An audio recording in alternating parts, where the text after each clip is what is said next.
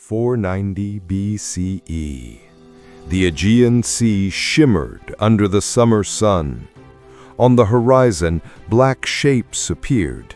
Hundreds of Persian ships, their sails billowing like wings of vultures. They carried the soldiers of the largest empire the world had ever seen. Their target, Athens. For the Athenians, this was not just a war. It was a fight for survival, for freedom, for the very soul of Greece. At the time, Persia was the master of half the known world. Under King Darius I, its empire stretched from India to Egypt, its armies numbering in the hundreds of thousands. The great king demanded loyalty, tribute, and submission. But in the small city-state of Athens, new ideas were taking root: democracy, freedom of speech, the right of citizens to decide their destiny. To Darius, these ideas were dangerous, insolent. Athens had even dared to aid rebels in Ionia, defying the empire's might. The punishment would be swift and merciless. That summer, Darius unleashed his vengeance. An army of perhaps 25,000 Persians sailed across the Aegean, landing on the long, flat plain of Marathon, just 26 miles from Athens itself. The Athenians had only 10,000 hoplites. Their allies in Plataea sent 1,000 more. But Sparta, the most feared warriors of Greece, would not come, delayed by religious festival. The Athenians were on their own. Panic swept the city. Many argued for surrender, but one man, Miltiades, stepped forward. He had once fought for Persia, and he knew their tactics. If we wait, Athens will burn.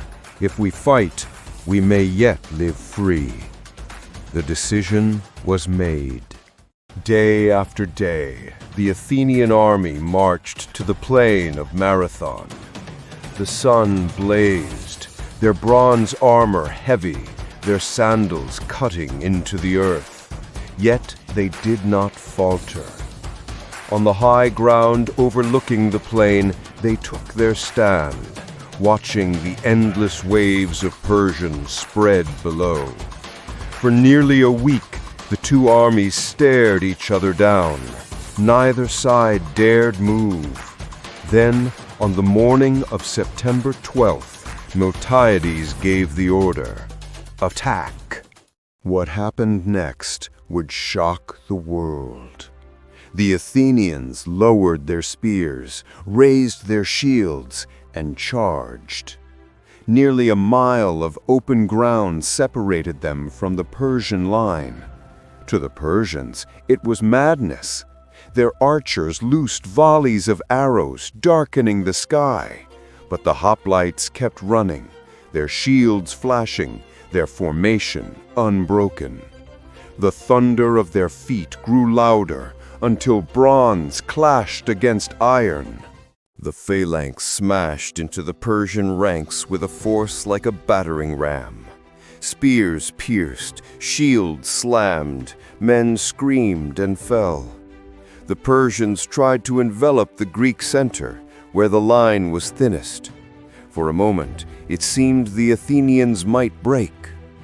But then, the trap was sprung. On the wings, the Greeks pushed hard, encircling the Persians. The invaders found themselves trapped, crushed from three sides. Panic rippled through their ranks. The army of the great king was collapsing. The Persians fled in chaos, many rushing toward their ships.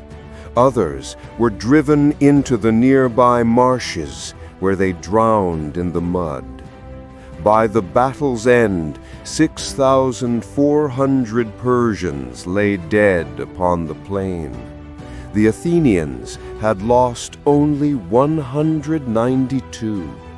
Against impossible odds, the citizens of a small democracy had defeated the mightiest empire on earth. And then came the run that gave the battle its eternal name. According to legend, a messenger named Phidippides was sent to carry the news to Athens. For 26 miles he ran without rest, his body battered from battle, his breath ragged.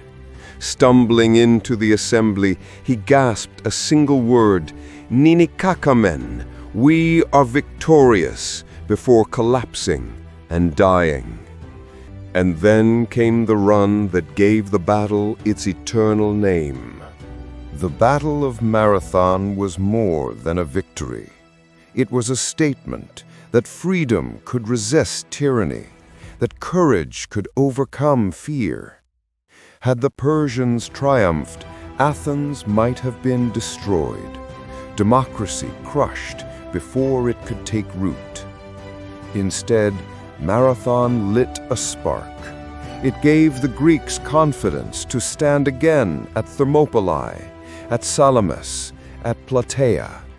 It became the first chapter in a story that would shape Western civilization itself.